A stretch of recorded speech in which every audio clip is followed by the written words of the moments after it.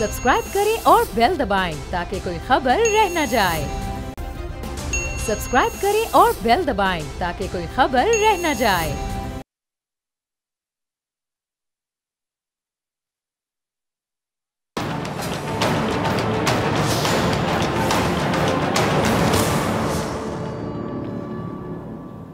अस्सलाम वालेकुम नाजरीन, मैं हूं सादिया सैमसन और आप देख रहे हैं प्रोग्राम ऐसे नहीं चलेगा। रकबे के लिहाज से पाकिस्तान के सबसे बड़े सूबे बलूचिस्तान, जिसे कि कुदरती वसाइल की जन्नत भी कहा जाए तो कम ना होगा और बिल्कुल गलत भी ना होगा। रोज़ देखते हैं हम कि यहाँ लोग दहशतगर्दी की भेंट चढ़ रहे हैं और आए रोज़ ऐसे वाक़यात बढ़ रहे हैं, इनमें कमी नहीं हो रही है। बलूचिस्तान में अमन व अमान की सूरत हाल दिन ब दिन ख़राब होती चली जा रही है और वजह सिर्फ यही है कि हमारा अज़ली दुश्मन यानी कि भारत किसी सूरत बलूचिस्तान को तरक्की की राह पर गामज़न नहीं देखना चाहता है और साथ ही फिर अफ़गानिस्तान भी अपनी ज़मीन को पाकिस्तान में दहशतगर्दी के ख़िलाफ़ मुसलसल इस्तेमाल होने दे रहा है। इसके पीछे भी जो ममालिक हैं वो हमारे सामने हैं।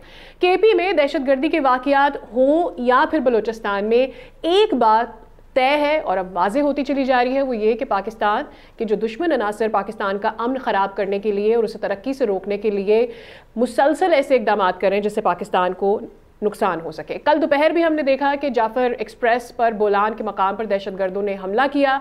ट्रेन की 9 बोगियों पर तकरीबन 450 मुसाफिर सवार थे। इब्तदाई तौर पर निहत्ते शहरियों पर हमला करके पूरी ट्रेन को नजर आतिश करने की इतलात सामने आ रही थी। इतलात के मुताबिक बताया गया कि ड्राइवर समेत दहशतगर्दों की फायरिंग से मुतादिद शहरियों के जाँ बहक होने की भी इतलात सामने आई। सदर, वज़ीर आज़म, वज़ीर आला और तमाम ही सियासी माहिदीन ने दहशतगर्दों के इस बुज़दिलाना हमले की मज़म्मत की है। इस वक्त तक की इतलात जो भी सामने आ रही है उसे बताया गया है कि सिक्योरिटी फोर्सेस ने जाफर एक्सप्रेस पर दहशतगर्दों के हमले के बाद तकरीबन 200 के करीब मुसाफिरों को बाहिफाजत वहां से बाजियाब करा लिया है, जबकि 30 के करीब दहशतगर्दों को हलाक किया जा चुका है। ऑपरेशन जारी है और ऑपरेशन के दौरान 37 जख्मियों को तिब्बी इमदाद भी फराहम की गई है। करीबी जो अस्पताल हैं उन्हें वहाँ मुंतकिल किया गया है और फर्दर उन्हें अच्छे अस्पतालों में, मज़ीद फैसिलिटेशन वाले अस्पतालों में भी रेफ़र कर दिया जाएगा। ये जो वाक़या पेश आया, फायरिंग के तबादले के 22 दहशतगर्द छोटी टोलियों में तकसीम हो गए हैं और अब ये बताया जा रहा है कि सिक्योरिटी फोर्सेस ने इजाफी नफरी तैनात करके इस ऑपरेशन को मज़ीद तेज़ कर दिया है। दहशतगर्दों में खुद कुछ जैकेट पहने बमबार भी शामिल हैं और मासूम यरगमालियों को ढाल के तौर पर इस्तेमाल कर रहे हैं, जो कि इंतहाई बुज़दिलाना फेल है। सिक्योरिटी फोर्सेस इंतहाई एहतियात के साथ इस कार्रवाई को आगे बढ़ा रही है। एक बाजियाब मुसाफिर ने सिक्योरिटी फोर्सेस का शुक्रिया अदा करते हुए कहा कि फ़ौज और FC की हिम्मत है और ये उनकी जमा मर्दी है कि वहाँ पर किस तरह से वो पहुँचे हैं और ख़ुद कुछ बमबारों की मौजूदगी के बावजूद उन्होंने जिस तरह से इन बच्चों और ख़वातीन और मर्द हजरात जो यहाँ बोगियों में मौजूद थे उन्हें बाजियाब कराया है। बाकी मानदा दहशतगर्दों के खिलाफ ऑपरेशन बदस्तूर इस वक्त जारी है और फोर्सेस कामयाबी के साथ इन दहशतगर्दों के खात्मे के लिए पेशकदमी कर रही हैं। डिटेल्स ये भी सामने आई हैं कि दहशतगर्द अफगानिस्तान में मौजूद अपने सहूलतकारों से इस वक्त भी राबते में हैं।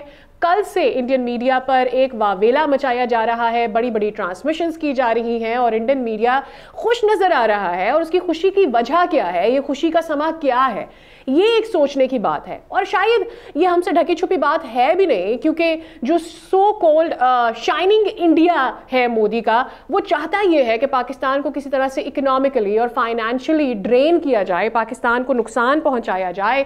पाकिस्तान में होने वाली दहशतगर्दी के पीछे आखिर कौन से मुहर्रकात हैं, ये भी वक्त के साथ खुलते चले आ रहे हैं। और सिर्फ पाकिस्तान नहीं, चाहे फिर वो कनाडा हो, चाहे फिर वो अमेरिका हो, वहां पर किस तौर से इन्वॉल्व रहा है भारत, ये भी बार बार उन ममालिक की जानिब से इसका इजहार कर दिया गया है। पाकिस्तान में होने वाले दहशतगर्दों के बुज़दिलाना वार पर इतना खुश है इंडिया और उनकी खुशी छुपाई नहीं छुप रही, वो नजर आ रही है। क्यों इंडिया को तरक्की करता हुआ बलूचिस्तान हजम नहीं होता? क्योंकि वो पाक चाइना इकोनॉमिक कॉरिडोर से परेशान है। गवादा एयरपोर्ट और दीगर कामयाब प्रोजेक्ट्स की वजह से भी भारत के पेट में शदीद मरोड़ उठ रहे हैं और पाकिस्तान की तरक्की में मोदी जी का इंडिया कैसे ना वावेला करे। दूसरी तरफ भारतीय सोशल मीडिया पर झूठे प्रोपेगेंडा और फेक क्लिप्स चलाए जा रहे हैं। AI से बनाई गई वीडियोस भी गर्दिश कर रही हैं। ऐसी वीडियोस भी सामने आ रही हैं जो कई साल पुरानी हैं। अपने पैनलिस्ट से जानेंगे कि ये वाकया कैसे पेश आया, इसके मुहर्रकात क्या है और अब हम इस वाक़ये को खड़े हैं, बलूचिस्तान में अमन के लिए हमें क्या इक़दाम करने होंगे, कौन कौन सी ऐसी तंजीमें हैं जो इस वक्त बलूचिस्तान में इस तरह के काम कर रही हैं, और वो कौन से सोशल मीडिया प्लेटफॉर्म्स हैं जो इस तरह की खबरें चलाकर खुश हो रहे हैं और ये फेक प्रोपेगेंडा करने की कोशिश की जा रही है। हमारे साथ मौजूद है डिफेंस एनालिस्ट अब्दुल्ला गुल साहब, और हमारे साथ मौजूद है major general retired Zahid Mahmood साहब। आप दोनों का बहुत शुक्रिया, आपने वक्त दिया हमारे प्रोग्राम के लिए। जाहिद महमूद साहब, पहले आपकी जानिब आ जाते हैं। यकीनी तौर पर ये वाक़यात बढ़ रहे हैं। पहले हम देखते थे कि इस तरह का कोई वाक़या होता था तो किसी बस को निशाना बनाया जाता था, जो गवादर में काम करने वाले मज़दूर हैं उनको निशाना बनाया जाता था, फिर चौकियों पर ये हमले होने लगे, और अब हमने देखा कि ये 9 बोगियों से, जिसमें मुसाफिरों से भरी ये बोगी थी, उस पर हमला किया गया और मेक श्योर किया गया, क्योंकि कोयटा के रास्ते में बड़ी बड़ी टनल्स होती हैं, तो वहाँ पर अटैक किया जाए जो उनके लिए एक अपेरेंटली एक वीक पॉइंट होगा, वहाँ तक पहुँचना शायद उनके लिए पॉसिबल भी था। लेकिन जानना चाहते हैं कि इस वाक़ये के साथ, हम इस वक्त दहशतगर्दी के इस वाक़ये के साथ और तमाम तर कार्रवाइयाँ जो पाक फ़ौज और दीगर इदारे कर रहे हैं इन तंजीमों के ख़िलाफ़, हम कहाँ पर खड़े हुए हैं with our defence in Pakistan? जी, बिस्मिल्लाहिर्रहमानिर्रहीम, thank you very much for the invite. सबसे पहले तो इट्स अ ह्यूजली कंडेमेबल वाक़या है, जितनी भी इसकी मजम्मत की जाए कम है, लेकिन अब फिर मेरे ख्याल में अब वक्त आ गया कि पाकिस्तान की आवाम और पाकिस्तान के लोग ये जानना चाहते हैं कि हम इन मजम्मतों से आगे कैसे बढ़ेंगे, इससे आगे भी जाएगी बात, या कहाँ पे ये आज आपने जैसे सवाल किया कि बहुत खड़ी है। आपने अपने इंट्रो में मेरे ख्याल में पूरा अता कर दिया है कि जो सिचुएशन है, देखिए पाकिस्तान, इसमें कोई शक नहीं है कि इस वक्त प्रॉक्सी वॉर का और स्टेट स्पॉन्सर्ड टेररिज्म का विक्टिम है, जो इंडिया की तरफ से आ रहा है हमारे ऊपर, अफगानिस्तान की सरजमीन को यूज कर रहा है, और अफगानिस्तान की अबूरी हुकूमत, जितनी भी एनिमिकल फोर्सेज हैं, ग्रुप्स हैं, खासतौर पे फित्ता खवारिज, TTP, और फिर बलोचिस्तान में BLA, BLF, मजीद ब्रिगेड, ये इन सारी एंटिटीज को एक अम्ब्रेला के नीचे यूनाइटेड करने में उन्होंने एक रोल अदा कर रहे हैं। तो इनकी लीडरशिप के ताने बाने अफगानिस्तान से मिलते हैं, वहाँ पे मीडियम अपर लेवल की जो लीडरशिप है वो अफगानिस्तान में मौजूद है, फुट सोल्जर्स को उन्होंने भेजा है। तो ये बाकी इस पे कोई शक नहीं है कि आज से पहले दुनिया में मेरे ख्याल में 7 या 8 ही ऐसे वाकयात हुए जिसमें ट्रेन हाईजैक का इंसिडेंट हुआ, और ये वाला हाईजैक के साथ साथ एक टेररिज्म रिलेटेड एफर्ट भी है जी। ये किसी पॉलिटिकल स्ट्रगल के लिए नहीं है, ये अपने जो टेररिज्म का जो एक स्वैत है वो ये शो करना चाह रहे हैं, इम्पैक्ट डालना चाह रहे हैं, पूरी दुनिया को बताना चाह रहे हैं कि we are present, we are meaningful, और हम स्टेट ऑफ पाकिस्तान को चैलेंज कर रहे हैं। स्टेट ऑफ पाकिस्तान ने, टू बी वेरी ऑनेस्ट, थोड़ी सी मैं तो उसको नाइव अप्रोच ही कहूंगा, बट हाउएवर पीस को मुकम्मल जितना चांस पाकिस्तान ने पीस को दिया है, पाकिस्तान की सिक्योरिटी फोर्सेज ने, आर्म फोर्सेज ने, पाकिस्तान की हुकूमतों ने, पाकिस्तान की अवाम ने जितना अमन को इतनी सेक्रीफाइस करने के बाद, इतनी कुर्बानी करने, we have suffered the most, we have sacrificed the most, उसके बावजूद हमने जितना अमन को चांस दिया है, शायद ही दुनिया में कोई ऐसी कौम हो या कोई ऐसी खित्ता हो, सरजमीन हो जिसने अपना नुकसान करवाया। 80,000 से ज्यादा लोगों की जाने गई हैं, $1.5 अरब से ज्यादा का इकोनॉमिक लॉस है, 27,000 से ज्यादा हमारे सिक्योरिटी पर्सनलों की शहादत है, और पता नहीं कितने लोग जख्मी हैं, और हर बच्चे ने पाकिस्तान की अब जंग को देख लिया है इस अफगानिस्तान खातिर। बट एनीवेज उसकी रिकग्निशन, रियलाइजेशन, ये देखें इस पूरे इंसिडेंट के पीछे एक मुल्क खड़ा है, एक स्ट्रेटजी खड़ी है, एक प्लान खड़ा है। मैं इंडिया की बात कर रहा हूँ। The moment this incident started, उन्होंने इसके ऊपर लाइव कमेंट्री करनी शुरू कर दी, सोशल मीडिया को उन्होंने फीड करना शुरू कर दिया, और जैसे आपको याद होगा एक जो फेक न्यूज का इनका स्कैंडल हुआ था इंडिया का इन्फो लैब वाला, उसमें भी इसी तरह फेक न्यूज बनाई जाती थी, ANI उसको उठाता था उस न्यूज को, और पूरी दुनिया में फैल जाती थी। इस इवेंट के पीछे भी पूरी हमने कैंपेन देखी है। इससे पहले भी आपको याद होगा कुछ अर्सा पहले बलूचिस्तान में 6-7 जगहों पर एम्बुशेस किए गए थे, वो भी जब इंसिडेंट हो रहे थे तो उसकी भी लाइव कमेंट्री ऐसे जैसे लम्हा बलम्हा वहां से इनको लाइव अपडेट जा रही थी। इसका मतलब है कि ये प्लान मनूवर थे, वेरी वेल कोरियोग्राफ, और पाकिस्तान के ऊपर इसकी एप्लीकेशन की गई है। तो एक होलसम, और ये टारगेट भी बड़ा केयरफुली सिलेक्ट किया गया, इसकी सेंसिटिविटी को अंडरस्टैंड किया गया। लेकिन एक चीज बिल्कुल खुलकर सामने आ गई है कि अभी हमें बिल्कुल कोई शक नहीं होना चाहिए कि ये न बलूचिस्तान के हकूक की जंग है, न ये डिप्रीविएशन की जंग है, न ये किसी और मकसद की जंग है। इसका सिर्फ और सिर्फ मकसद पाकिस्तान को डिस्टेबलाइज कर रहा है, और पाकिस्तान की जो पॉलिसी कैप्चुलेशन करना है, और एनिमिकल फोर्सेस के पूरे रेड सिंडिकेट की एप्लीकेशन है, जिसमें अनफॉर्चुनेटली हमारे अपने भी कुछ लोग एज सपोर्टर्स, अबेटर्स और कोलैबोरेटर्स उनके साथ मिले हुए हैं। ठीक, अब्दुल्ला गुल साहब, आपको भी वेलकम करते हैं शो में। आपसे ये जानना चाहते हैं कि ये बात अब ढकी छुपी नहीं है कि ये ताने बाने कहाँ से जुड़े हुए हैं और कौन चाहता है कि पाकिस्तान तरक्की ना करे, और ये जो सारी तंजीमों के नाम हम BLA, BLF और सो ऑन हम इतने सारे नाम लेते हैं, उनको कहाँ से सपोर्ट आ रही है। We are clear about it, but then हमें अपने लोगों को प्रोटेक्ट भी करना है, हमें अपने मासूम लोगों की जानें भी बचानी है। किस तरह से परसीव किया जाए? क्या ये कहा जा सकता है या इस वजह तक पहुंचने की कोशिश की जा सकती है? क्या इसमें सवाल उठाया जा सकता है कि क्या कोई इंटेलिजेंस की कमी है या फिर कोई सिक्योरिटी लैप्स है? बिस्मिल्लाहिर्रहमानिर्रहीम, बहुत शुक्रिया आपका। देखिए, सबसे पहले तो I would like to condemn the whatever is going on, लेकिन जो दूसरी बात यह है कि मैं अभी इंडिया टुडे जो उनका सबसे बड़ा चैनल है उसके ऊपर था, और वहाँ जिस तरीके से वो एक नैरेटिव बिल्डिंग उनका काम है, जिस तरीके से वो कर रहे हैं, डिसइंफो लैब और दीगर जिसका जाहिर किया, लेकिन इस सबसे हट के अगर रियलिटी के ऊपर बात की जाए, रियलिटी ये है कि मुझे ये बताइए कि कल से ये वाक़यात हुए हैं, आपको बलूचिस्तान के MPA, MNA और सेनेटर्स क्या मीडिया के ऊपर डिफेंड करते हुए नजर आए हैं? और अगर नहीं नजर आए तो then there is a question mark. दूसरी बात यह है कि लेट्स एक्सेप्ट इट के बलूचिस्तान और KP की हुकूमत जो है वो कंप्लीटली फेल हो चुकी है दहशतगर्दी को कर्ब करने में, और उसकी सबसे बड़ी मिसाल जो है वो अभी बलूचिस्तान के अंदर आप देख लें कि ये जो रेलवे जो कि 9 बोगियों पे मबनी थी, ये वहाँ गई है, और जो अभी हालात थे, हालांकि अभी रिसेंटली एक खुदकुश धमाका हुआ था क्वेटा रेलवे स्टेशन के ऊपर, जिसके अंदर हमारे फौजी जवानों को 2 दर्जन से ज्यादा फौजी जवानों को निशाना बनाया गया था। लेकिन उसके बाद टोटल 6 रेलवे के पुलिस गार्ड जो थे वो उसके ऊपर थे, 9 बोगियों के ऊपर 6 गार्ड थे। अब आप मुझे बताएं कि क्या पहले से जो कोई पायलट ट्रेन थी या कोई ऐसी चीज थी वो चलाई गई? क्या वहां के जो लेवीज हैं या जो पुलिस है, अब ये कल से जो वाकयात आ रहे हैं आपके सामने, कहीं आपने सुना कि पुलिस कमांडोज या बलूचिस्तान रिजर्व पुलिस या जो उनकी लेवीज है वो एक्शन के अंदर है, जो काउंटर टेररिज्म डिपार्टमेंट बलूचिस्तान का वो कहीं मौजूद है? अगर ये नहीं है तो फिर मुझे ये बताइए कि फिर ये इसको हम क्या इसको भी इंडिया के खाते में डाल दें? इंडिया तो जो कर रहा है वो तो हमें पता है, सबसे गंदा तरीन रोल प्ले कर रहा है। वो डोजियर का क्या बना जो नवाज शरीफ साहब की गवर्नमेंट के अंदर दिया गया था यूनाइटेड नेशन में, जिसमें इंडियन इन्वॉल्वमेंट को हमने बेनकाब किया था। लेकिन having said so, let me tell you one thing very flatly and clearly, लेकिन मुझे ये बताइए क्या हमें पता चल गया अफगानिस्तान के अंदर असला अमेरिका छोड़ गया? कोई एक M16 राइफल थी, कोई A4 राइफल थी, वो 1 या 2 छोड़ गया? भाई वो $8 बिलियन वर्थ का असला वहां छोड़ के गया। 7.12 बिलियन से लेके $10 बिलियन तक का वो कह रहे हैं। This mean this was a deliberate effort.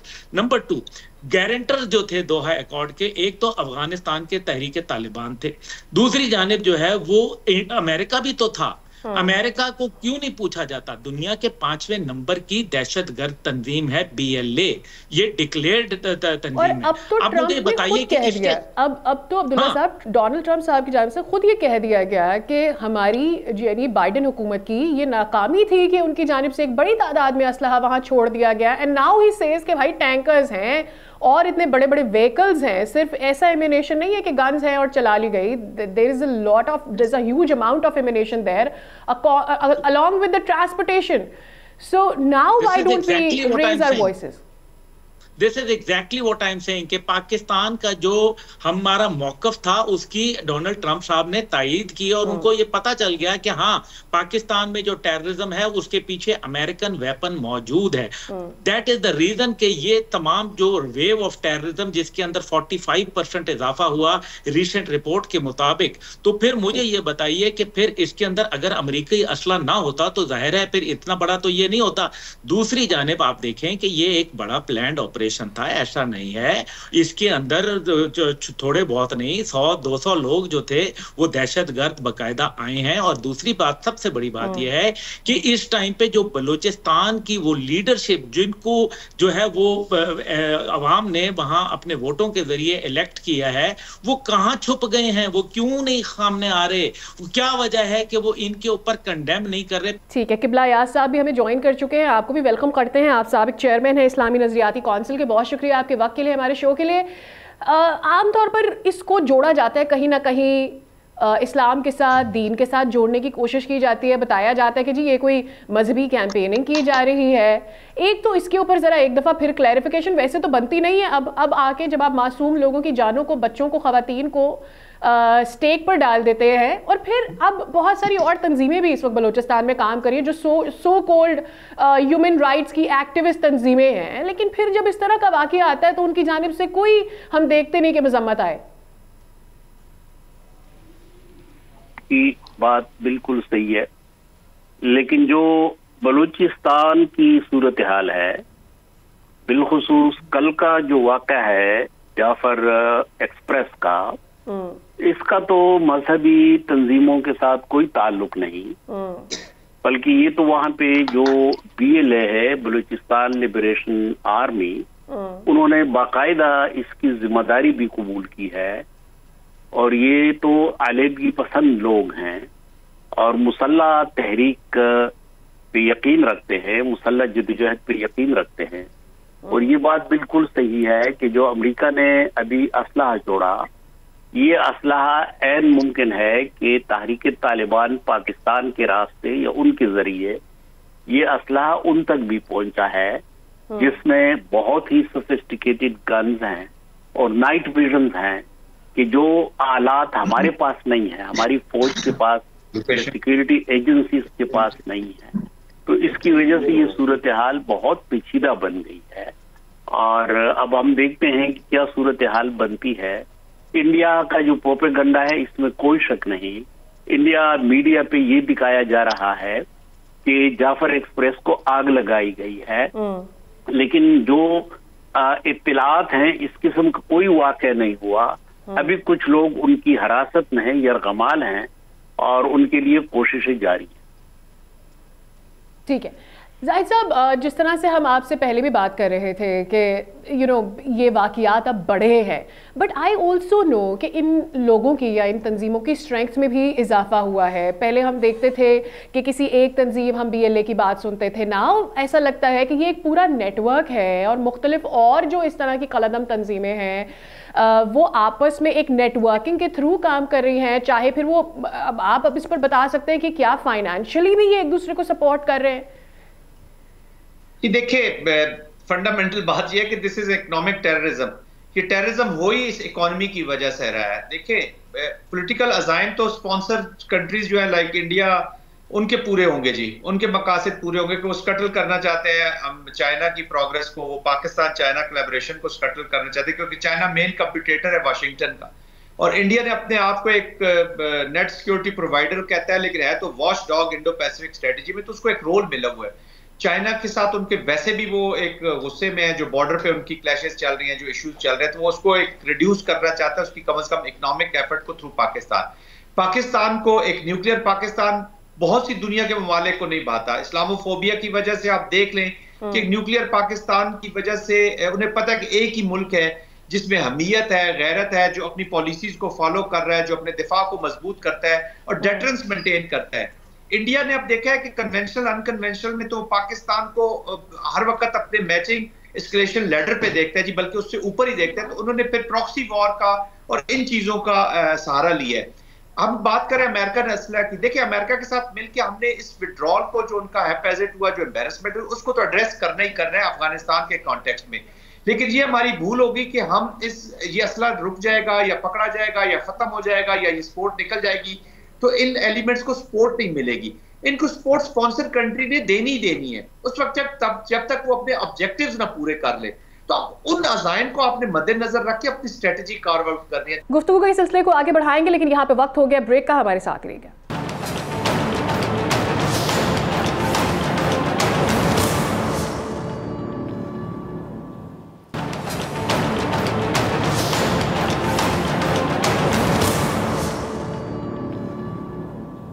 Welcome back. Abdullah, मुझसे पूछना ये भी है कि सोशल मीडिया पर एक ह्यूज प्रोपेगेंडा है। We probably came very late on this. हमने अब हम देखते हैं काउंटर आपको चीज़ें करनी पड़ती हैं, चाहे वो सोशल मीडिया हो, चाहे वो आपका मेन स्ट्रीम मीडिया हो।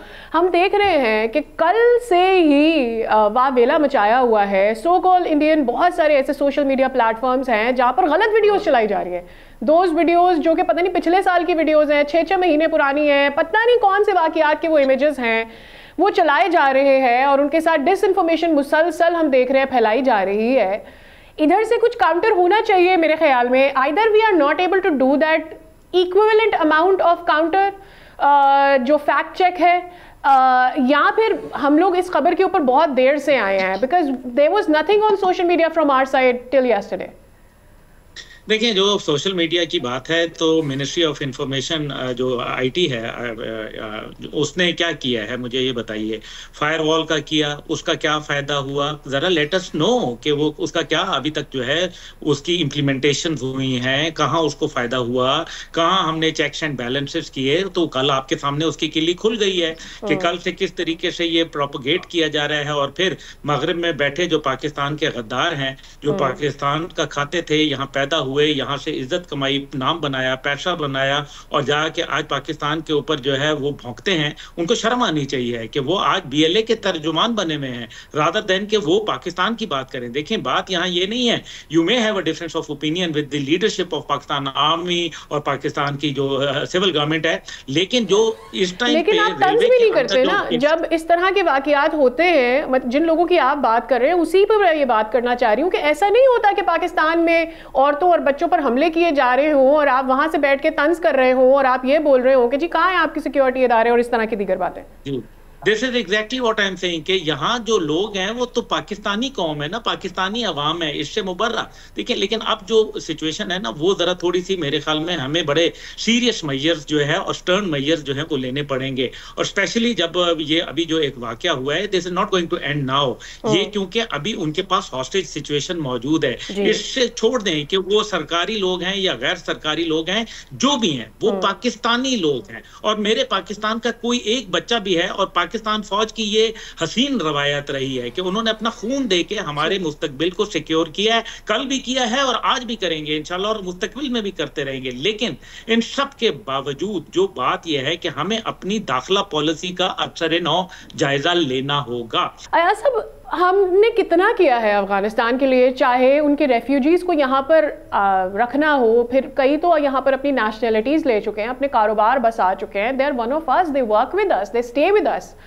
नाउ अफगानिस्तान की जो जंग रही है उसमें पाकिस्तान ने किस हद तक अपनी कुर्बानियां दी हैं वो भी किसी से ढकी छुपी नहीं है, और मुख्तलिफ इदारे बार बार जो है बता चुके हैं और इस बात को एक्सेप्ट कर चुके हैं, रिकग्नाइज कर चुके हैं। फिर हम देखते हैं कि अफगानिस्तान मुख्तलिफ ममालिक की ना सिर्फ फाइनेंशियल हेल्प लेता है वहाँ से बैठ कर दहशत गर्द, बल्कि उनके अपने खुद मिनिस्ट्रीज़ जो हैं इसमें इन्वॉल्व, हमें ऐसी इंटेलिजेंस खबरें आती हैं कि वो इन्वॉल्व है, और फिर वो हम उसे बार बार ये कहते हैं कि हमारा मुस्लिम ब्रदर मुल्क है।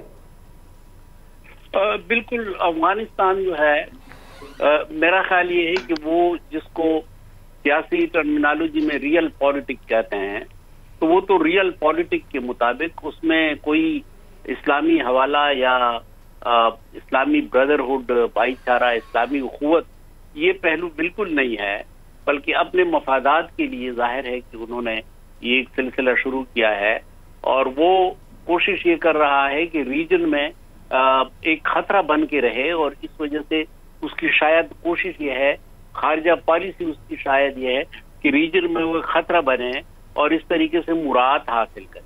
तो मुनासिब ये होगा कि इसके लिए अप्रोच रीजनल हो, उज़्बेकिस्तान, ताजिकिस्तान, ईरान और पाकिस्तान, इनका रीजनल अप्रोच हो कि वो जो दोहा मुज़ाकरात के नतीजे में जो समझौता हुआ है उस पर अमल दरामद को यकीनी बनाया जाए। उसमें अफगानिस्तान ने ये वादा किया था कि हमसाया ममालिक में किसी किस्म के तशद्दुद या मुसल्लह तहरीक के लिए उनकी सरजमीन इस्तेमाल नहीं होगी। अब इनकी सरजमीन इस्तेमाल हो रही है और ये खतरात उज़्बेकिस्तान को भी हैं, चीन को भी हैं, ताजिकिस्तान को भी हैं, और पाकिस्तान में तो आए रोज हम देख रहे हैं। तो इस सिलसिले में रीजनल अप्रोच की जरूरत है। बिल्कुल ठीक कह रहे हैं आप जाहिद साहब। जैसे अब्दुल्ला साहब ये कह रहे थे कि अब हमें कुछ करना होगा, मेरा सवाल आपसे यही है कि अब हमें क्या करना होगा पॉलिटिकली, अगर हम बात करते हैं या फिर अपने डिफेंस में बात करते हैं। अब जो हो रहा है जिसको हम कह रहे हैं कि it is too late already, अब हमें करना क्या है, इससे कैसे ओवरकम करना है? देखिए, अगर तो हम विल के साथ एप्लीकेशन करेंगे तो it is never too late. Unfortunately एक सिचुएशन सामने है, बस अब यहाँ से हमने वे फॉरवर्ड करना है। सबसे पहले हमें चाहिए जी पीस विद इन। अभी जो किबला साहब भी बात करते हैं, बिल्कुल ठीक है कि हमें रीजनल कॉपरेशन और इंटरनेशनल कॉपरेशन में जाना है, ये जाएगी हमारी एक्सटर्नल एप्लीकेशन जो है जी, बट मोस्टली 90% इसका इम्पैक्ट खैर इंटरनल हमारी उस पर आएगा, इम्पैक्ट आएगा, बट पीस विद इन के बीच में हमने सारे प्रॉन्ग इकट्ठे चलाने। देखिए काइनेटिक जो है या जो मिलिट्री एप्लीकेशन है वो तो जारी रहनी है। अब हम देखें ना, हर चीज को स्कटल कर देते हैं, ऑपरेशन नहीं करने देना, फलां नहीं करने देते। देखिए ऑपरेशन कभी कभी जब कैंसर बढ़ जाता है तो कुछ एजाक काटने पड़ते हैं, कुछ हमें लिमिटेड प्रोविंसेस को, मैं मिसाल तौर पे बलूचिस्तान को अगर आप मॉडल ले लें तो उन पे से कुछ प्रोविंसेस को हमें पिक करना होगा, सॉरी डिस्ट्रिक्ट्स को पिक करना होगा, जहां पे हमने पहले लॉ एंड ऑर्डर उसका ठीक करना है, उसके जो अगर कैटेगरी ए एरियाज है, बी एरियाज है तो उसको ए में लाना है, और पूरा सिक्योरिटी स्ट्रक्चर वहां पे स्टैब्लिश करने के बाद उसकी सोशो पॉलिटिकल इकोनॉमिक जो प्रोग्रेस है वो शुरू करनी है। 3-4 डिस्ट्रिक्ट्स हमने एग्जांपल के तौर पे सामने लाने होंगे कि ये है जी मॉडल हमारा जो हम चलाएंगे, ताकि जो अवाम में, जो बलूचिस्तान के अवाम में जो नफरतें हैं या गुस्सा है या जिसके रेडिकलाइजेशन शामिल हो रहे हैं इनके बीच, जी सॉरी जी महरूमी है, वो लोग जो आइन के नीचे अपने हकूक की बात कर रहे हैं उनका हाथ पकड़ना ही पकड़ना है जी। ये नहीं है कि हम उनको भी BLA और BLF के उसमें जो और ये जो फितरल खवारिज के लोग हैं, जो जहन्नम के कुत्ते जिनको कहा गया है खारजियों को, तो उनके साथ हम इनको शामिल नहीं कर सकते। बड़ा स्मार्टली सारे कॉन्फ्लिक्ट वो ग्रे में लेके, और अब वो चाहते हैं कि हम पूरे के पूरे बलूचिस्तान को उठा के जो हकूक की जंग भी लड़ रहे हैं या सही पाथ पे है या सही उनका मकसद है उसको भी हम इसमें शामिल करें। तो हमने इनको डिफरेंशिएट करना है और इनका हाथ पकड़ना है, बातचीत करनी है, पॉलिटिकल डिस्पेंसेशन को ठीक करना है, और पीस विद इन जब हम करते हैं तो पीस विद इन का मतलब यह है कि all elements of national power एक ही नुक्ते के ऊपर बातचीत करें और इसको ऑर्गेनाइज तरीके से चले। काइनेटिक आपको 40-50% जो रिजल्ट देगी वो एक अच्छे टेबल के लिए, नेगोशिएशन के लिए हो सकती है। अफगानिस्तान के साथ हमने एंगेज करना है। Engagement disengagement is not a good policy. ठीक है, आज नहीं तो कल उनको कुछ ना कुछ समझ आ जाएगी। लेकिन जाहिद साहब एंगेज तो हम कर रहे हैं, मुसलसल हम उनसे ये मैसेज उनको सेंड कर रहे हैं कि वहां से दहशतगर्द यहाँ आते हैं या वहां से वहां का एमिनेशन यहाँ तक पहुंचाया जा रहा है, they have to control this. What else is the way? इसके अलावा क्या तरीकाकार होना चाहिए उनसे बात करने का या उनको समझाने का कि ये आपको रोकना है? देखिए पाकिस्तान, एक तो किबला साहब ने कहा कि हमने रीजनल कोलैबोरेशन के साथ जाना है, इंटरनेशनल कोलैबोरेशन के साथ जाना है। जो ब्रिटेन वुड इंस्टीट्यूशंस है या यूनाइटेड नेशन है या जो इनकी एड आ रही है या जो लीगल इनके जो कोर्ट्स में केसेस हैं, इंटरनेशनल कोर्ट्स, देखिए वो प्रेशर भी हमने इनके ऊपर बढ़ाना होगा अफगानिस्तान के ऊपर, और साथ साथ इनके साथ बातचीत, नेगोशिएशन यही है कि देखिए ना विद इन तालिबान हुकूमत भी अभी देखे वहां पे थोड़े से डिफरेंसेस एस्टेब्लिश हो रहे हैं। इनके जो लीडर हैं ये नॉर्थ के सूबों के बीच में अपने गवर्नर्स भी चेंज कर रहे हैं, कुछ पुलिस चीफ चेंज कर रहे हैं, इनको आपस में भी शकूक व शुबात है कि क्योंकि ये गवर्नमेंट बाय प्रोडक्ट है वॉर का, कि कुछ स्टेट्समैन या टिपिकल स्टेट्समैन या पॉलिटिशियंस के लोग तो नहीं पॉलिटिक्स कर रहे हैं ना, कि जिनका पॉलिटिकल कुछ स्टेक पे हो। जब वो पॉलिटिकल एडवांटेज लेना होगा तो वो पॉलिटिकल हैट पहन लेंगे, जब उनको फ्रिक्शन में जाना है तो वो मिलिट्री हैट पहन लेंगे, वो कमांडर्स बन जाएंगे। जब उन्होंने रिलीजियस शरेड आइडियोलॉजी के साथ जंग करनी है तो इस्लाम की शरीयत आइडियोलॉजी से ये मुल्ला बन जाएंगे, इमाम बन जाएंगे। देखिए कोई भी जंग होना चाहिए, कोई भी जंग वो शरीयत नैरेटिव पे लड़ी जाती है। कोई आइडियोलॉजी के नाम पे लड़ रहा है, कोई इकोनॉमिक्स के नाम पे लड़ रहा है, कोई फिलोसफिकल सामने रख लेते हैं, लेकिन उसका मकसद पावर ग्रैब करना होता है। तो उस ग्रैबिंग में ये किसी हद तक चले जाते हैं। इन्होंने इस्लामिक शरीयत, इस्लामिक आइडियोलॉजी को सामने रख के उस पर वॉर वेज किया है। हमारे जो मासूम लोग हैं जो इतने पढ़े लिखे नहीं है इस रीजन के, उस सोशो इकोनॉमिक डिप्रिविएशन से आइडियल ब्रीडिंग ग्राउंड उनको मिल गया। देखिए आज रूस भी नहीं है, अमेरिका भी नहीं है, तो फिर उनकी किससे दुश्मनी है? क्यों वो पाकिस्तान के खिलाफ लड़ रहे हैं? क्योंकि अब वो एक फ्रेंचाइज बन गए हैं। जो हमारा पाकिस्तान का अजली दुश्मन है वो स्पॉन्सर है, वो इनको क्लाइंट के तौर पे यूज कर रहा है। और इस मिलिट्री ये जो वॉर है हाइब्रिड की शेप में उन्होंने एप्लीकेशन की है। हाइब्रिड के बीच में से एक जो एलिमेंट है जिसको मिलिट्री काइनेटिक कह रहे हैं, उसकी एप्लीकेशन अभी सामने आई है। दूसरी वही एप्लीकेशन है जो हमारे ज़हनों को हो रही है। एक एप्लीकेशन का फैसेट यही है जो सोशल मीडिया पे हमारे अपने लोग, ये सोशल डिसरप्टिव मूवमेंट, तो ये सारे मिल रहे हैं। तो खुदारा हमने इससे राइज करना है और लॉ फेयर को, जो अब्दुल्ला साहब बार बार कह रहे हैं कि इन लोगों को कैसे रोकना है, लॉ फेयर की इम्प्लीमेंटेशन। और गवर्नमेंट से मेरी दरख्वास्त ये होगी कि जो लॉ जिस मकसद के लिए बनाया जाता है उसी के लिए करें। पॉलिटिकल आर्म ट्विस्टिंग या कुछ और मैनेजमेंट के लिए, उनमें जब हम करते हैं तो फिर ये अपने लॉज वैल्यूज छोड़ देते हैं और फिर लोग शकूक व शुबात की निगाह से इन चीजों को जो पाकिस्तान के लिए जरूरी है उनको शकूक की नजर से देखते हैं। बहुत शुक्रिया, आपने अपना वक्त निकाला हमारे प्रोग्राम के लिए। किबला यार साहब, आपने भी वक्त दिया हमें। यहाँ पर अपने प्रोग्राम में शामिल कर लेते हैं ज़ाहिर शाह सिराजी साहब को भी। सीनियर तज्ज़ियाकार है और अभी रिसेंटली तुर्खम बॉर्डर भी गए थे और बहुत सारी, मैं अज्यूम कर रही हूँ कि अच्छी इन्फॉर्मेशन और बहुत सारी यूज़फुल इन्फॉर्मेशन के पास है, जो हम इस मौके पर, ये जो इतना अफसोसनाक वाक़या पेश आया है जाफ़र एक्सप्रेस वाला, इस पर हमारे साथ शेयर कर सकते हैं। और तमाम तर दहशतगर्दी जो इस वक्त ख़ास तौर पर बलोचिस्तान में की जा रही है, उसके हवाले से भी हमें बता सकते हैं। बहुत शुक्रिया ज़ाहिर साहब आपके वक्त के लिए। सबसे पहले तो यकीनी तौर पर ये इंतहाई अफसोसनाक वाक़या जो पेश आया है, इसको आप भी कंडेम करते ही हैं, लेकिन ये वाले वाक़यात अगर हम बलूचिस्तान की ओवरऑल सिनेरियो को देखते हैं, ये बढ़े हैं। यानी पहले ये छोटे होते थे वाक़यात, हम देखते थे किसी एक जगह पर किसी किसी एक सिचुएशन को निशाना बनाया जाता था, चाहे वो गवादर पे काम करने वाले मजदूर होते थे, फिर इस तरह से हम देखा कुछ बसों को रोक लिया जाता था। अब इनकी ताकत भी बढ़ती जा रही है और इनके जो इस तरह की दहशतगर्द की कार्रवाइयाँ इन दहशतगर्दों की, वो भी बढ़ती चली जा रही है। देखिए, मेरे ख्याल में जो असल मामला है वो ये है कि इन्होंने शर्तबंदी कर दी है और इस वक्त अगर देखा जाए यूएन की रिपोर्ट है, STI की रिपोर्ट है कि पाकिस्तान जो है वो टेररिज्म से इफेक्टेड दूसरा बड़ा मुल्क है। अब सोचने वाली बात यह कि आया दहशतगर्दी क्यों बढ़ी है, उसकी वजह यह है कि ये तमाम जितनी दहशतगर्द तंजीमें इस वक्त अपने सेफ हेवन में अफगानिस्तान के अंदर मौजूद है, उनके खिलाफ एक्शन नहीं हो रहा। और अगर हम रियलिस्टिकली बात करें तो इस वक्त काबुल हुकूमत की या तो विल नहीं है कि इनके खिलाफ एक्शन ले, या उनकी कैपेसिटी नहीं है, या तीसरा ऑप्शन ये है कि वो इनके साथ मिली हुई है। और मेरे ख्याल में तीसरे ऑप्शन पे भी हम इसको जो है वो रद्द नहीं कर सकते। उसकी वजह यह है कि हाल ही में शुमाली वजीरिस्तान के बॉर्डर के ऊपर जो दहशतगर्द मारे गए थे, उसमें 17-18 ऐसे दहशतगर्द थे जो कि बाकायदा अफगान तालिबान के मेंबर्स थे, और उनकी लाशें जब वापस गई हैं बागदेज और लोगर और दूसरे खोस्त सूबे में, तो वहाँ बाकायदा कोहराम मचा है, लोगों ने आवाजें उठाई हैं। अब देखिए, ये जो अभी जाफर एक्सप्रेस का वाकया है, इसके डायरेक्ट लिंक्स इस वक्त जो ऑपरेटर्स हैं वो निमरोज सूबा है अफगानिस्तान का, जिसके अंदर उनके जाकर लिंक्स मौजूद है, वहां से बाकायदा इनको जो है वो सुपरवाइज किया जा रहा है। तो अब देखिए, जैसे कि यूएन ने कहा कि इस वक्त TTP, TIP साथ जो है वो ISK और दाइश के अलावा अलकायदा, ये तमाम मिलकर ऑपरेशन कर रहे हैं और उनका टारगेट पाकिस्तान है।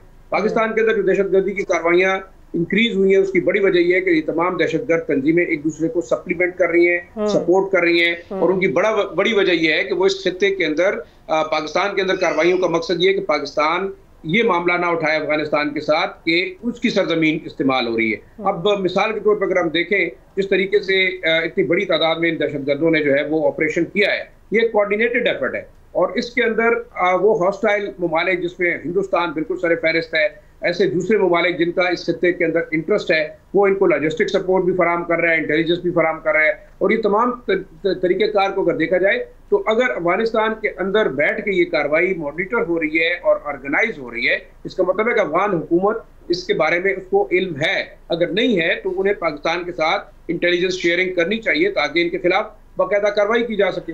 अब ऐसा लगता है ज़ाहिर साहब कि जैसे अफगानिस्तान को इससे कोई फ़ायदा हासिल हो रहा है, and I can be wrong, this could be my opinion as well, लेकिन लग ऐसा ही रहा है, because they are not doing anything इसको रोकने के लिए। पहली चीज़ तो ये, दूसरा वो इसको रिस्पॉन्ड भी नहीं करते। पाकिस्तान तो मुसलसल आवाज़ उठा रहा है। देखिए, the important issue is I think Afghanistan is playing its cards. Actually, it wanted to pressurize Pakistan TTP को एज अ टूल इस्तेमाल करते हुए, और उनका ये ख्याल है कि शायद जो रेफ्यूजीज का मामला हुआ है, पाकिस्तान ने रेफ्यूजीज को वापस भेजने का फैसला किया है, वो ये समझते हैं कि ये पाकिस्तान की तरफ से एक टैक्टिक है जो उनके खिलाफ इस्तेमाल हो रही है। लेकिन अगर रियलिस्टिकली देखा जाए तो तोरखम बॉर्डर क्यों बंद किया गया है और चमन बॉर्डर क्यों बंद किया गया है? आप देखें, गुलाम खान का बॉर्डर खुला है, खरलाची का बॉर्डर खुला है, बाकी जो ऐसे छोटे मोटे क्रॉसिंग पॉइंट्स है वहां से मूवमेंट हो रही है, ट्रेड हो रहा है। लेकिन ये दो बड़े बॉर्डर बंद करने का मकसद यही है कि एक तो इतनी बड़ी तादाद में जो गैर कानूनी अफगान महाजरीन को वापस भेजा जाता है, तो मेरे ख्याल में अफगान हुकूमत की ना इतनी कैपेसिटी है, ना उनके पास इतनी फैसिलिटी है कि वो इनको जो है वो वहाँ पे दोबारा रीसेटल कर सकें या उनको बुनियादी तौर पे इब्तदाई फैसिलिटीज फराहम कर सकें। अब अफगानिस्तान का इशू ये है कि एक तो उसको इंटरनेशनल रिकॉग्निशन नहीं है, और वो हमेशा पाकिस्तान को प्रेशराइज करता रहा है कि वो किसी भी तरीके से उसके लिए आवाज़ उठाए। लेकिन अगर देखें उनकी सरजमीन पाकिस्तान के खिलाफ इस्तेमाल हो रही है, पाकिस्तान के बंदोबस्ती इलाकों के अंदर हो रही है, वहाँ पे दहशतगर्द जो है वो ओपनली ऑपरेट कर रहे हैं, तो मेरे ख्याल में पाकिस्तान के लिए बहुत बड़ा कंसर्न है। हमने बॉर्डर मैनेजमेंट के लिए बाड़ लगाई और वो बाड़ मुकम्मल भी हुई। क्या सिचुएशन है इस वक्त? अगर हम अपना ओवरऑल ड्यूरेंट लाइन की बात करें, कैन वी रियली स्टॉप कि वहाँ से लोग यहाँ पर ना आ सकें? Is it practical? देखिए मेरे ख्याल में practically we have more than like 1400 check post along the border, और उसके साथ साथ अगर देखा जाए फेंसिंग जिन जगहों पे हुई है वो उन जगहों पे जहां से मूवमेंट हो सकती है। लेकिन आप इतने बड़े बॉर्डर के ऊपर 24 घंटे पेट्रोलिंग नहीं कर सकते, क्योंकि देखिए अगर आप मैक्सिको और अमेरिका के बॉर्डर को देखें तो वो नहीं कंट्रोल कर सके। इस तरह अगर आप बाकी जगहों को देखें तो मेरे ख्याल में इतने बड़े बॉर्डर को फिजिकली मैन करना, जो कि बड़ा रग टेरेन के ऊपर है, मुश्किल है। दूसरा, यहाँ पे हम देखें दोनों साइड पे जो ट्राइब्स रहते हैं उनकी सिंपैथीज है एक दूसरे के साथ। ये ट्राइब्स इस्तेमाल होते हैं या मकामी लोग, या तो उनको प्रेशराइज किया जाता है और इस साइड पे ये लोग आ जाते हैं। मेरे ख्याल में ये एक बड़ा ट्रिकी सा मामला है। लेकिन जब तक अफगानिस्तान की हुकूमत, काबुल हुकूमत पाकिस्तान के साथ इंटेलिजेंस शेयरिंग नहीं करती, और पाकिस्तान जो एफर्ट कर रहा होता है उसको एक्सेप्ट भी नहीं कर पाती, उसको रिकॉग्नाइज। बहुत शुक्रिया जाहिद शाह साहब, आपने वक्त दिया हमारे प्रोग्राम के लिए। जाहिद महमूद साहब, आपने वक्त निकाला, आपने अपना तज्जिया हमारे साथ शेयर किया। अब्दुल्ला गुल साहब, आपका भी बहुत शुक्रिया। हमने कोशिश की है कि वो तमाम तर मुहर्रकात जो बलोचिस्तान में बढ़ने वाली दहशतगर्दी के पीछे छुपे हुए उनको हाईलाइट कर सकें, और ख़ास तौर पर उन महकमों की जानिब निशानदेही कर सकें जो इसमें मज़ीद अहम किरदार अदा कर सकते हैं, ताकि पाकिस्तान के अमन को मुमकिन बनाया जा सके। इसी के साथ ही हमारे प्रोग्राम का वक्त भी हुआ है खत्म। मुलाकात होगी इंशाल्लाह अगले शो में आपसे। खुदा हाफिज।